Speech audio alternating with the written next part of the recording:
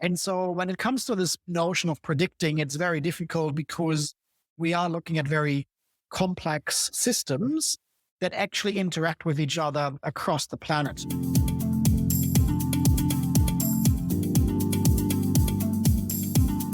Are you interested in listening to scientists?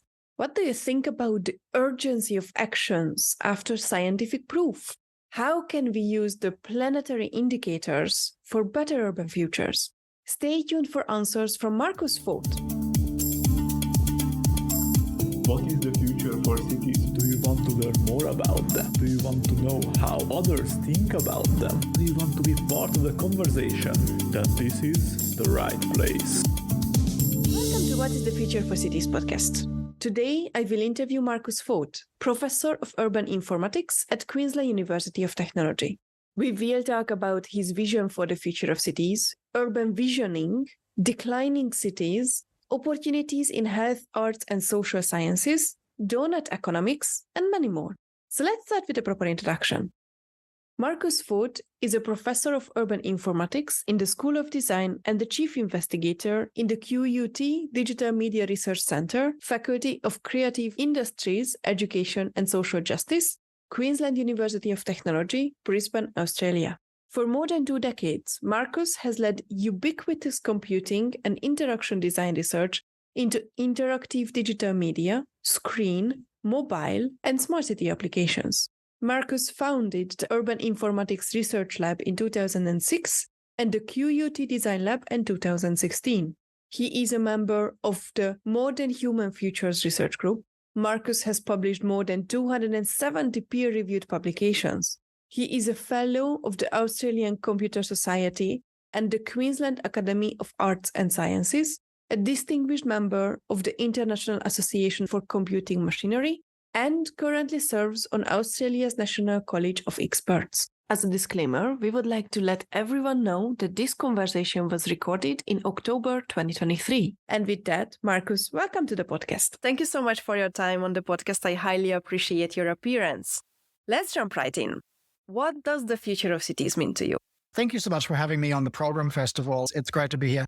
The future of cities is a very diverse topic because, first of all, it's difficult to predict what is to happen in the future. If we look back into the past and think of some of the developments that we are seeing today, some people might think it was very unusual or very unlikely or very surprising to see certain developments. Like we've in Australia have had quite of a roller coaster ride when it comes to housing prices, when it comes to the development of the housing market, when it comes to affordability, and things have changed so quickly. So have seen prices go up in the second part of the COVID pandemic so dramatically in so many parts of Australia. For then the interest rates to be adjusted and for there to be an adjustment in the overall market, for there to be a national crisis when it comes to housing affordability. So a lot of these things are difficult to predict. When we now today look at the future of cities, I think the key factors that I'm guided by is really the planetary situation. And in our research work, that is also what we've been trying to be guided by. So there's obviously very clear signals of what we are doing wrong as a society, as humanity overall. And that will have ramifications and implications for the way cities are thought of. Cities are built, cities are governed, the way that we arrange them.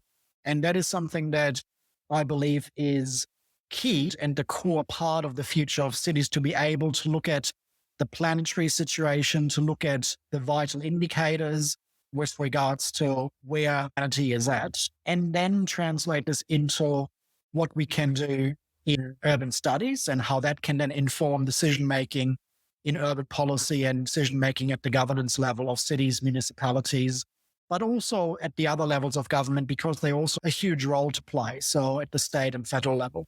What does the city mean to you? I think there is a lot of different definitions of what constitutes a city. Our work has been very interdisciplinary. So we've been looking at what geographers say, We've been looking at what statisticians say when it comes to zoning, for instance, when it comes to identifying different types of cities, whether it's metropolitan or suburban or peri-urban or regional centers or emerging kinds of cities that were classified maybe as towns or villages first. Some of the declining cities that might be going back to that. There's definitions around the different layers of cities. There is, for instance, notions around smart cities, intelligent cities, connected cities, digital cities. When we talk about cities in an academic sense, there is 1,001 definitions and concepts and notions. And in our work, we've been trying to be very interdisciplinary to try and understand some of these different concepts within the terms of reference of disciplinary clusters and groups that are dealing with those. But we've also been trying to make connections to, for instance, say the smart city notion is coming out of much more a technical rubric and framework. How does that actually gel, or how does it not gel with people that have been working in the built environment space for much longer, which is architects, urban planners, urban studies, urban sociology, cultural study, and the list goes on, that actually have a much longer history, but also a much more grounded empirical evidence base when it comes to studying cities. So there is, I think, a lot of interesting connections from an epistemological point of view that we've been trying to make. And that also then has ramifications for the different methods used to make sense of city. So I think what is a city is in that regard complex. And the short answer is it depends. So as the future of cities depends on the place for you, because it's a very diverse topic, the city depends also on the context, on the people involved, and on the disciplines involved when you are talking about the city itself. You say that it's difficult to predict the future of cities. What do you mean by predict? When we look at the way that future studies of futuring operates, oftentimes the kinds of methods used are to identify future visions across a spectrum. If it's done with a critical kind of lens, you wouldn't just identify visions that are utopian, that are blue sky, everything is hunky-dory, everything is desirable from, say, a commercial point of view. In the early days, when the smart city, or in some regions it was referred to as the ubiquitous city, the U city, for instance, in South Korea, when those notions first came about, a lot of the visions, these future speculative visions, were very much grounded in a utopian world where you'd come back from work, the automated systems would have already recognized the time of your arrival. The delivery services would have scheduled your pizza to arrive just at the right time. It's your favorite pizza. You would walk into your smart home apartment. It's perfectly clean because the robots have done all the cleaning for you, right? So there's these tech utopia visions that were circulating. Maybe some are still being circulated. But we also, in essence, want to temper some of this very utopian visioning and futuring work with dystopian scenarios, because we got to be realistic. And so there is obviously a great range of cases that we've already been coming across and studying, whether it's the umbrella movement and other protest movements, whether it is notions and concerns around privacy and surveillance, whether it's notions and concerns around data sovereignty and technological sovereignty, that are not necessarily conducive to this blue sky utopian visioning. So it's very useful when we talk about predicting the future to be able to, first of all, have a range of different scenarios across a spectrum in order to be able to then enter in these discussions with other stakeholders, whether it is government stakeholders or industry stakeholders, to then talk about how we backcast, how we go back to the present situation in order to achieve desirable futures. And those desirable futures, in order for them to be realistic, they need to, in essence, be flanked. They need to be put within a frame on the left and the right side of utopian and dystopian scenarios, so that we are not entirely pessimistic, but also not entirely optimistic. We need to find responses to situations in each of those different cases and scenarios. And the other important thing to recognize is that someone's utopia is someone else's dystopia. So only because big tech corporations find it entirely desirable to sell as many smart devices, it actually contributes to a accumulation of e-waste through planned obsolescence, which means that these devices often cannot be repaired. In some cases, the batteries cannot be replaced. That means they need to be upgraded at cost. That will then introduce a whole bunch of ramifications for where does it go. And so one of our concerns, for instance, in this regard is the fact that smart cities often portray themselves to aspire towards sustainable consumption choices, efficiency, optimization of resources, and so forth. But the purview is limited to the city, and there's a rectangle you can draw around the city as it's defined. And we then create KPIs that conveniently say, oh, we are so sustainable by measuring what we are doing in terms of our resource optimization and achieving efficiencies within that rectangle, within that square that we've set up. But we are conveniently shifting the problem elsewhere. And so when it comes to this notion of predicting, it's very difficult because we are looking at very complex systems that actually interact with each other across the planet. And which is why I started off by saying the most important indicators are the indicators around planetary health and well-being. Those are the more, I think, significant ones when it comes to guiding choices. And they actually indicate that what we are currently doing is on the wrong path. We are fueling consumerism. We are fueling the planetary ecocide. And we feel good about it because the smart city agenda is telling people that, oh, it's not too bad. There is solar panels and an electric car that you can purchase. So just continue in your consumerism and the industry will just make it right through technological solutions. When you talk about these predictions, you say that you are testing out visions, these dystopian and utopian visions. Where do these visions come from? Are they based on historical data? Are they based on the stakeholders expressing what they want for the future? And then we can track back from the vision what we should do if we want to reach those visions. How does this work in this prediction model you are talking about? Because you've asked me generally around the future of cities, I can talk about what I see is being done out there in industry or in government or in the world. And I can talk about what we do, which are two different things. What I often see when it comes to future visioning is these very glossy kinds of utopian visions that are not necessarily based on empirical data or evidence, but they are based on the commercial profit lines of different corporations and where they want to end up. Their horizons, their product development horizons, Horizon 1, Horizon 2, Horizon 3, different technical development targets. And then it goes in sales, marketing, PR to communicate those and to create desirability and demand.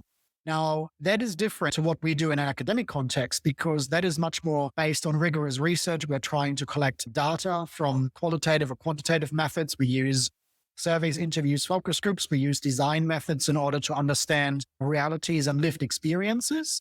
We've also then engaged stakeholders and study participants in what they want, what their desires are, what the issues are that they are facing, what are some of the opportunities in those spaces, what are their concerns, what are their, what we call urban imaginaries. And so that can be quite different because we're not necessarily bound by some of the formats or the genres or the categories with which this material is presented. If I give you an example around urban planning has various statutory requirements, how data is captured, at what times, in what intervals, and how that is then written up and presented in the form of planning. So the actual plan for Brisbane, plan for the city, for the neighborhood, and there is a whole methodology around this. But it also means that often the individual response, the very qualitative, rich lived experience that someone is talking about, gets, by virtue of the analysis and the formats available to that discipline, it gets reduced either to numbers or to bar charts or graphs. So you might end up being a figure in a spreadsheet that is asking you like scale questions. How much do you agree with this question on a scale of 1 to 5? So that then loses a lot of the nuance of whether you're able to actually explain what's the rationale for people's choices. We've had one experience here in Brisbane where the city council had gamified the urban planning approach. They gave the challenge to people to say, we need to accommodate 3,000 people each month. And you have 3 buttons you can push. You can build single family houses, you can build medium-rise, medium-story apartment buildings, and you can build high-rises. all in essence that was to it. So you were given this challenge, 3,000 people have to be accommodated, 3 buttons to push. And so you push the button of single townhouses or one family homes, and the indicators all would go bad. And then you would push the button of high rises, and magically all the indicators would go green. Now, that is illustrative of some of the way these different factors and conditions get simplified and dumbed down, but that's not necessarily the reality of what happens in the real world. So, for instance, if we have a whole bunch of high rises, in theory, there's supposed to be a collection of levies and contributions towards amenity, towards facilities like parks, schools, police stations, kindergartens, and all the kinds of things you would need in a neighborhood. But the way that it was simplified wasn't necessarily taking any of that into account. So if you have developers that are in charge of just wanting to make a lot of money from these developments, then they are not necessarily interested in spending their money on these community amenities. They will argue that the onus is on the city council, the local government to do this. But whether they then follow suit is another question. So it's actually a far more complicated scenario that needs to be unpacked and understood. If we were to simplify it in this way, it's actually just propaganda. It's sending this message that single family houses are bad, high rises are good. And we are not necessarily buying into the way that these messages get simplified. This gamification is a really good example how the nuance can be lost in urban planning. So thank you so much for that. You also mentioned cities which are declining. What do you mean by a declining city? We have been looking a little bit, and I'm not a trained human geographer or a person that is very much interested in that as my main focus, but we have been looking into some of the population shift. And so in addition to the population shift that everyone is talking about, which is that cities are growing and there is urban sprawl, and urban sprawl is a problem, and we are dealing with the environmental ramifications of some of this, there is a bit more of a complicated undercurrent that is evolving as well. And so in Australia, for instance, some of this has been described with the term of sea change or tree change, and those terms have been around for a long time, which is it's describing a trend where people that have had a home, say in the city, they might have their family, their kids would grow up, they would move out. And so the home is too big. They are entering retirement. And so there is maybe a desire to downsize and move more into coastal areas or greener spaces, hence the name sea change or tree change, for them to move into those areas. So that's something that has happened in Brisbane, where some people would have made the move to actually go into adjacent areas like Toowoomba, Sunshine Coast, or the Gold Coast. Now, more recently, there's also been a term that's framed by Bernard Salt, who's a columnist and researcher, and I would assume he might even be happy to be referred to as a futurist as well. And Bernard Salt, a couple of years ago, worked on a piece for the National Broadband Network, the NBN, and they've been looking at what will be the impact of broadband network being available in much wider parts of Australia. So in that particular piece, he frames another term called E-change. So in addition to sea change and tree change, the E-change or electronic change in essence was about people much younger, much earlier in life, not retirement age, that were looking at how cities have been buggered up. You're dealing with congestion, you're dealing with housing inaffordability, you're dealing with pollution, you're dealing with crowding that is occurring, you're dealing with a whole bunch of these factors, the lack of green space. And you're looking at, in comparison to areas that offer those amenities, that offer still access to lifestyle choices. And now they have been given broadband internet access, which means that they're actually able to work remotely. They're able to even create their own businesses or contribute economically and maintain their careers whilst living in a lifestyle area. And so this report about E-change identified a number of areas across Australia where E-change was viable, was conducive, and the recommendation to those local governments was to try and market themselves, position themselves as a destination for those kinds of people that wanted to escape the metropolis kind of city. So there is, in essence, then a growing and a shrinking happening at the same time. So whilst overall we might see that the big cities are growing, there is also still an exodus of people that are moving away because of various factors, whether it is interstate movement due to career prospects, whether it is housing affordability, whether it is the need for a more lifestyle kind of environment where they wanted to live in. Now, the fourth factor in all of this more recently has been fleet change, which is another term: sea change, tree change, heat change. And now we got fleet change, which happened during the COVID pandemic, where we've seen especially a lot of people in Victoria that left. And so that's been termed in the media, and I can't remember now off the top of my head where it originated from, but the term has been circulated quite a bit, which is that we are fleeing the lockdowns and we are fleeing the pandemic. So there is apparently, and I haven't done these studies myself, but I've been coming across some of the commentators in the media talking about how fleet change has attracted people to Tasmania and to Queensland, and especially North Queensland and far North Queensland. When you talk about declining cities, that's more about this tree, sea, E, and fleet change because of how people leave the bigger cities for lifestyle choices, career choices, and the pandemic. And the pandemic. Yeah, getting away the pandemic. I think in addition, the other big term obviously is the brain drain. So a lot of regional cities, regional centers, smaller areas still deal with the issue of young people that grow up there, not necessarily identifying with the area's ability to sustain educational choices, professional choices. And so they will see people leave. I have heard people in decision-making positions that say that's actually okay. They actually said it's okay for young people to go out and see the world and get an education and go to university as long as they come back. So it wasn't necessary that they wanted to create a big wall and keep them all in. It was more about the ability to create a sense of belonging and a sense of connection from those that are going out, for instance, to study at the university in a big city, to then eventually come back and bring the expertise and the skills and the knowledge back to those regional cities and centers. Are you worried about this declining trend that cities are declining? No, I'm not. Because overall, we have a population increase in cities. There is nationally a different picture. We see some nations that are shrinking in terms of birth rates and those kinds of dynamics. That's not really my field, but I don't necessarily see there being a huge concern for the big metropolises and capital cities, that they are concerned about shrinkage, because there's still interstate movement and also migration that is keeping that very much afloat. If anything, the main neoliberal paradigm since Margaret Thatcher and Ronald Reagan in neoliberal terms is to grow and grow and grow.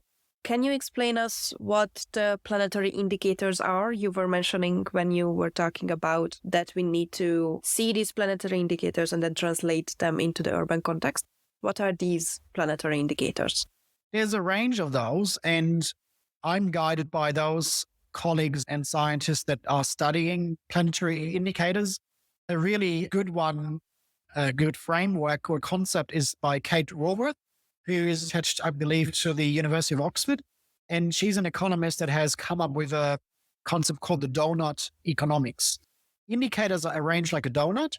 So you have on the inside indicators that indicate lower limits, and you got on the outside indicators that indicate upper limits. And we need to make sure that the planet remains in the viable donut space, not too small, not too big. So if you, for instance, look at ocean acidification, biodiversity loss, the ozone layer, obviously carbon emissions and climate change, you look at those kinds of indicators environmentally, you can then extend, and some people have modified these frameworks to also introduce social indicators, for instance, whether it is with regards to poverty, human rights, inequality, inclusion, exclusion, the list goes on.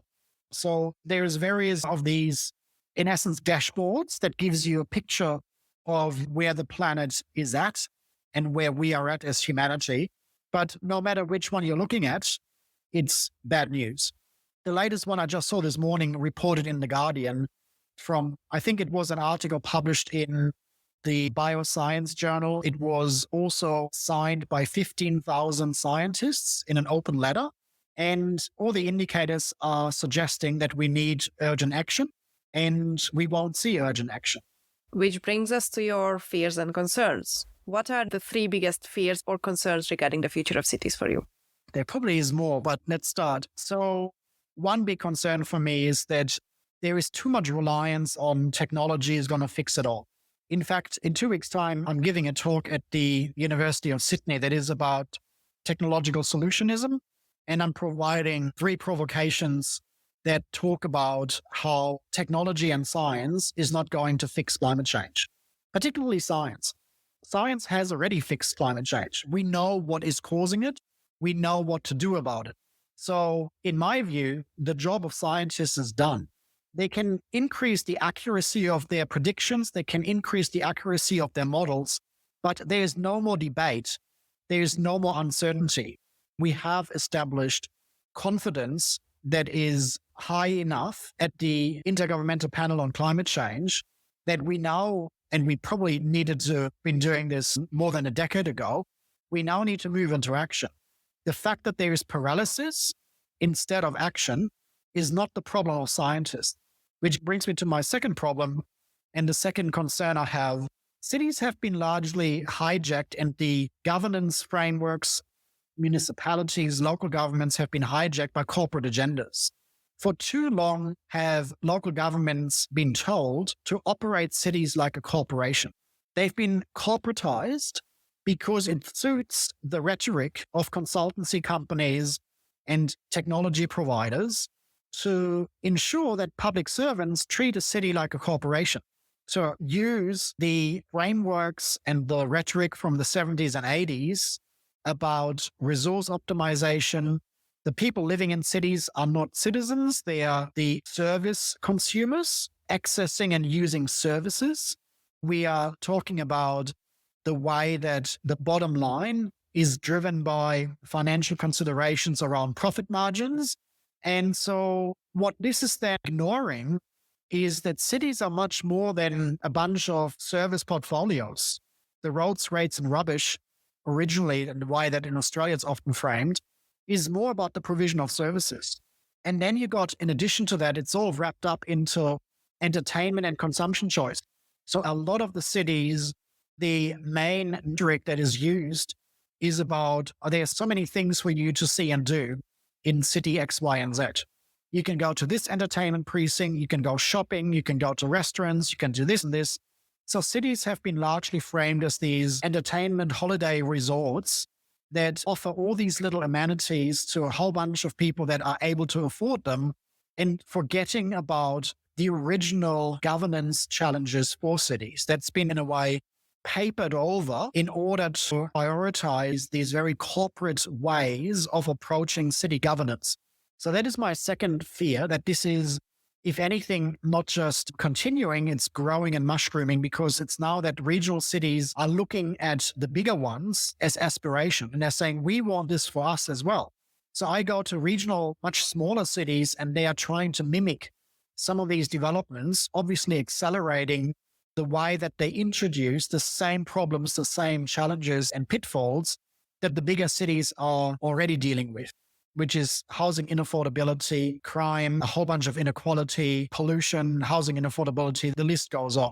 So I got high hopes that what we need to do, but part of that is my frustration that it doesn't yet have received the right recognition. We need a far better emphasis on recognition of the humanities. And the humanities are in essence their own worst enemy, because largely overall, they're not very good at marketing themselves as the saviors, because it's really now up to the HAS research, humanities, arts, and social science research. There's such an emphasis on STEM research when it comes to saving the planet. But a lot of it goes back to technology is going to fix it all. There's going to be some magic vaccine that we can inject into planet Earth, and then it'll all be okay. And we continue to consume and consume. It does require much more humanities research, but also the existing humanities research is already great. It just doesn't get fed into government decision-making. Government decision-making is largely paralyzed, especially in Australia, because it's shielded through policy advisors and vested interests that are not attuned to what is actually going on. Your fears are there's too much reliance on technology that we can solve everything with technology. Although, in your opinion, research has done its job, now other areas should also jump into action, not just waiting to technology to solve. No, not research overall. I think there is a huge need for research in the humanities, arts, and social sciences. The research that I believe is really important is around policy. It's around governance. It's around decision-making. It's around how to prevent misinformation and polarization in society. It's around elections. It's around corruption. It's around identifying corruption and arresting it. It's around justice. It's around human rights. It's around environmental sustainability and learning from the environmental humanities. It's around indigenous knowledges and cultures and learning from the way that they've been looking after Australia, for instance, or looking after the planet in a much better way than Western approaches and cultures. So there's a huge need for research. I'm just saying that when it comes to climate change, that's the kind of research that should be sexy and should be prioritized, and it's not. The big priority and focus is on the STEM area. That is useful, but it's not actually on par in terms of attention, in terms of funding priorities, in terms of what is needed to actually turn things around. What will turn things around is not popular because people want to get reelected. And so in election cycles, the way that these things get framed is to try and cast this as a challenge for scientists to come up with the magic bullet of a big tech innovation or a big vaccine or whatever we can do, just so that we can carry on business as usual. And no one has the backbone or the confidence to actually tell society that this is not going to work. This is not going to happen. We cannot have endless growth and consumerism because the planet is finite. We've known this since the 70s, if not earlier. There's been this report about the limits to growth by the Club of Rome that was published, I believe, in 1974 or 1975. So it's a long time ago, and it's time that people that get elected to decision-making positions at local, state, and federal positions, that they get mandatory training in reading that 1975 report, because it seems that we all live in this illusionary bubble where consumerism and business as usual approaches seem to just continue on unchecked. You have been focusing your answers very much on environmental and social aspects, and sustainability usually has the three strands: environmental, social, and economic. What does sustainability mean to you? And do you also include this kind of thinking about the economic side as well? Sustainability these days is a completely meaningless term because it's been largely hijacked by the industry for greenwashing. So I can look at any kind of piece that surrounds me. There's my phone. The phone manufacturer will tell me that it's a very sustainable phone because it can be put back into its parts and maybe the battery will be recycled and the different rare earth metals and minerals can be reused to make more phones.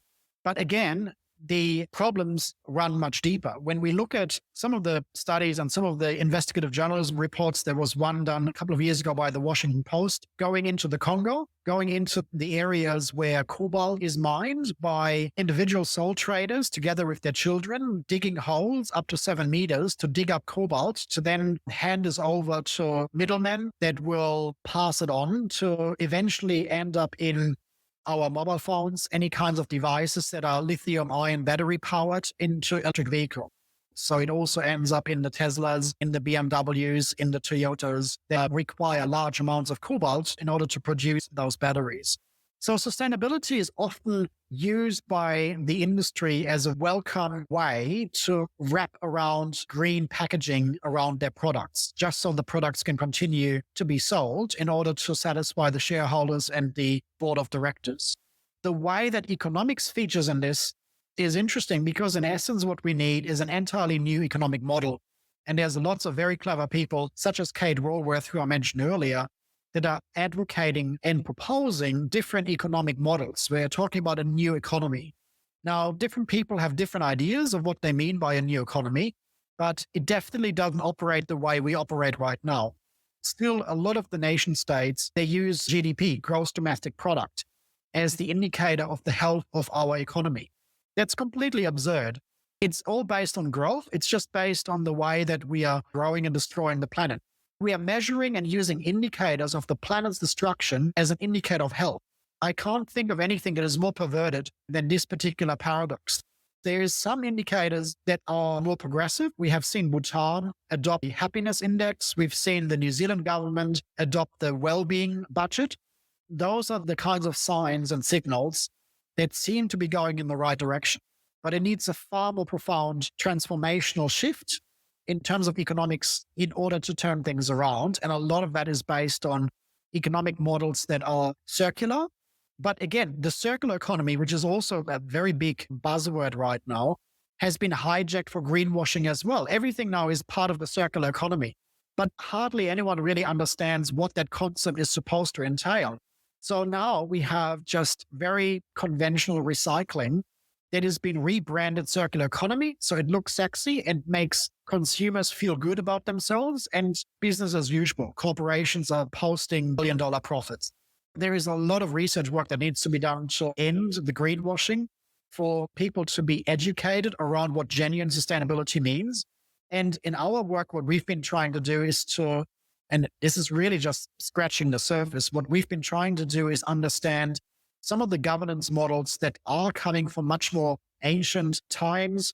Indigenous peoples, for instance, are talking about obligation. So rather than having, say, sustainability frameworks that are founded in economic incentives and legislation then has taxes, penalties, fines, we are talking about obligation. Obligation is much more based in a cultural understanding of stewardship and caring for the planet, caring for country. That is something that I think we need to reinvent for ourselves more widely for a mainstream kind of uptake in order to move what we call the economy around. It's not that we are ending the economy. I think what we need is a paradigm shift for economic activity to be genuinely circular, not the way that it's currently just, again, simplified to just mean, oh, we do a bit more recycling. I assume this approach for you is an opportunity. So what are the three biggest opportunities regarding the future of cities for you?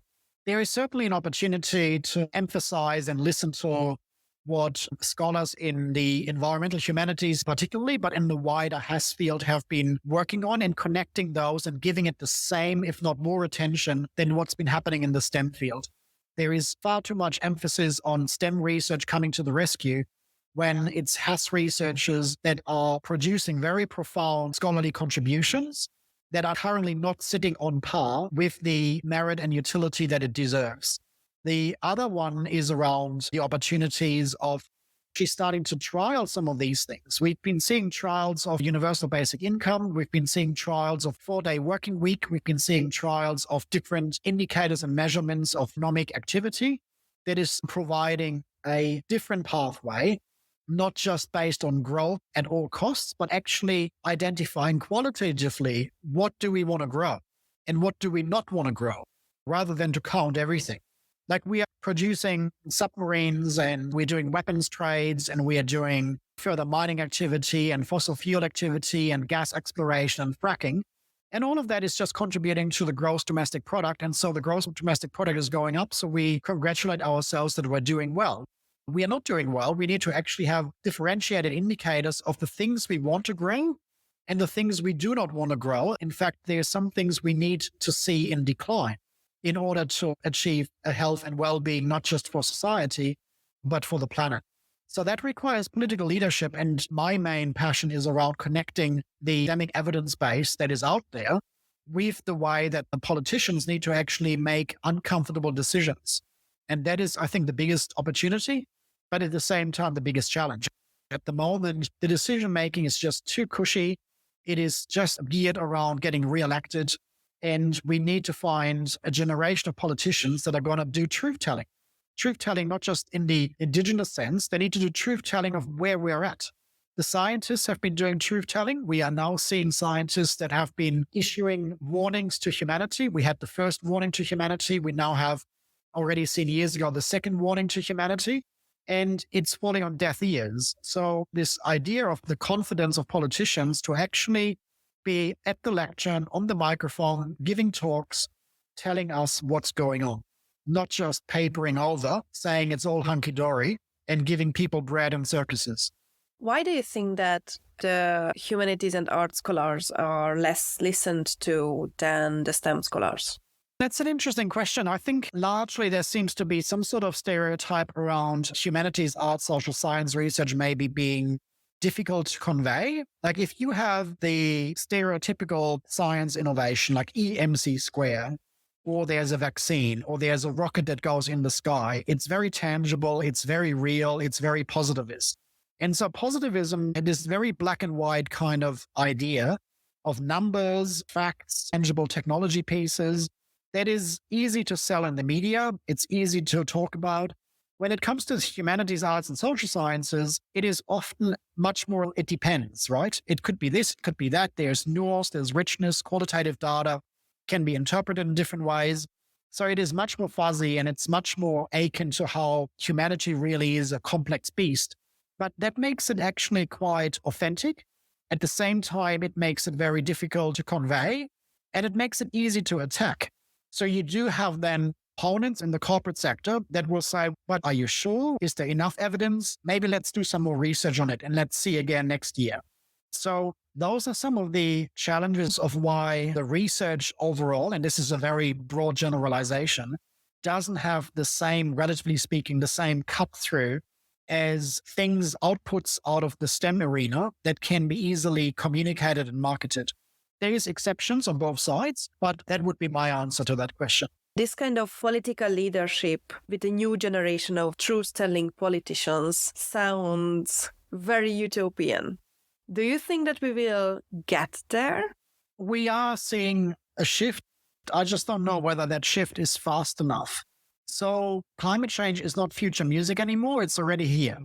We are already seeing a lived experience. It's not just that these situations and scenarios are talked about in scientific papers that are published in Nature.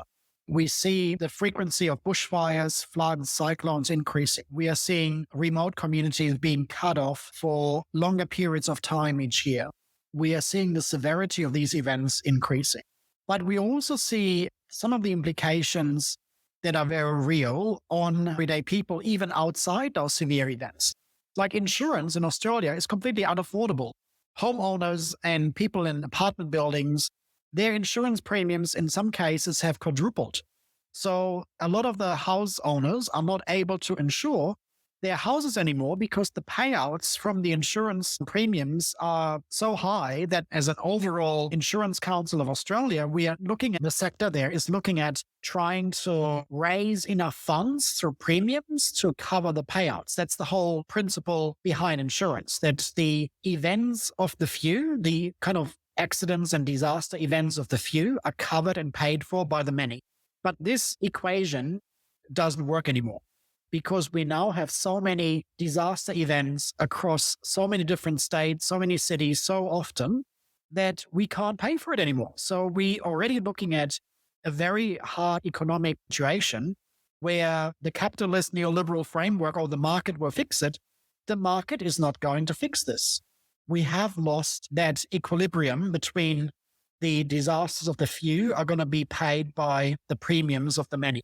So as we are moving more and more into a world where people can't just sip their soy latte and feel it's all hunky-dory, this is going to be fine, this is going to be fine, this is going to be fine. No, we are now at a stage where more and more people are realizing this is not going to be fine and they will ask the hard questions. So if you are still listening to politicians that are saying this is going to be fine, eventually there's going to be enough people that are going to rise up and tell them that is actually rubbish. Seeing these many challenges, are you optimistic about the future of our society, cities, humanity in general? That's a very tricky question for me to answer. Overall, I often feel very anxious and I feel despair. The more I look into these matters, the more I'm exposed to other kinds of committees, advisory boards, the inner workings of politicians and Canberra and government mechanisms, the more exposure I have to how corrupt and broken the system is, that makes me less optimistic because I can see the amount of work required to turn things around. And I can see this very tight grip that the industry has over business as usual and shielding people from what needs to be done in order to save humanity. And so that makes me less confident that we are able to achieve a transitional kind of reform work that is needed here. Having said that, it's always relative. So we will be losing areas to sea level rises. We will be losing more species. We will be losing more people. We will be losing financially. And we also will be widening the inequality between the rich and the poor, because everything is in gear and in motion for that to happen. It's already baked into the system. The question really becomes, when will we see a turnaround for the better? And so sometimes people have to hit rock bottom in order to wake up and make the right choices. But the question is really, when are they going to hit rock bottom to wake up? And when are we going to see the kind of turnaround, if it's not too late? That's a bit frightening that you think without a shock, we will not turn faster towards better solutions. But I understand your despair. Last year, there was this Hollywood movie, Don't Look Up, the one with Meryl Streep and Leonardo DiCaprio. These things come and go, and people sit at home like I did, and we got our chips and popcorn and watch it and say, oh, that's exactly like what's happening in the real world. And then tomorrow, the next day, we go to work. You mentioned that the younger generation of politicians are starting to tell these kind of truths, hard truth. Do you think that the younger generation will be able to change the tide? I don't think it's necessarily a generational factor. I see young politicians on the side of the coalition. I see young politicians on the side of Labor that are still paddling the party line. They obviously have career aspirations to eventually move their way up from being a member to being pre-selected, to being nominated, to being elected, to being a backbencher, to being given assistant ministry, to be a minister, to be prime minister. So there is a political career path. And for you to be able to succeed in the two major parties, you need to toe the party line. You can't all of a sudden be talking about radical reform work when it is the party line to ignore climate change and to be in denial. So what I think will eventually happen is that people will be fed up with the two main parties because they're ignoring the science on both sides, on the STEM side and the HES side. And if there's enough people that get educated about what is required to turn this boat around, they will hopefully vote for the kind of politicians into decision-making positions that will be attuned to the science and to what needs to be done. And that's going to be uncomfortable, but the sooner we do this, the easier it will be to turn the ship around. The longer we are peddling business as usual, that's papered over with greenwashing, the longer it will take and the more painful it will be. Marcus, you have been very generous with your time and answers. And based on these challenges, I would love to know, what is your role in establishing the future of cities? If anything, it's a very modest role, but it is a very privileged and luxurious position to be working in academia because we have a lot of freedoms and we have a lot of ability to ask these tricky questions. And I think whilst that is very enjoyable and very refreshing, it's also tremendously important that we do this work, because if we are not, as a society, ask these hard questions and look without any kind of influence at all the possible answers, then it's going to be very tricky to rely on others to provide that independent advice. So I think having peer-reviewed, rigorous evidence is tremendously important and will continue to do. What really irks me, and what is, I think, the challenge that I'm trying to wrap my head around and see what needs to be done about it, is to reconnect the evidence base with the policymaking. We talk about this notion of evidence-based policymaking, but we are not. The evidence is completely optional. If the evidence suits the outcomes, then we look at the evidence and we say, okay, here's something we need to do. But if the evidence suggests that the policy will be uncomfortable and I might not get reelected, then I'm not actually going to go about it and do what needs to be done. And that goes back to what I said earlier about having the confidence to actually tell people the way things are and also to be able to convey inconvenient truths. The role I see here is to connect, because I've had this background in computer science and technology. We've been working in urban informatics. We've been now looking into various fields of design and the environmental humanities to connect these various strands and actually try and mobilize more and more academics to think like activists. Marcus, thank you so much for your work, and please don't give up. Keep up giving these evidences and trying to convince the policymakers to let's use evidence because that's important. Do you have any closing comments or requests for the audience? If anyone is interested in some of the work that we do, we put all our work on QUT ePrints, which is our institutional repository for the written work. But there's also obviously links to the more tangible things that we do. We are a small team in that kind of much larger house of academia. So there is, I think, though, a number of projects that we are trying to lead and complete and identify new ones that are just probably gives your listeners and your audience an indication and a bit of a way of illustrating some of the things that I've been talking about in more abstract terms, because I think it's useful to actually see some of these projects and examples on the ground as well of how we are currently trying to translate these very high-level conversations into the grunt work at the coalface of different projects with community and partner organizations. Thank you so much, Marcus. Thank you for having me on the program.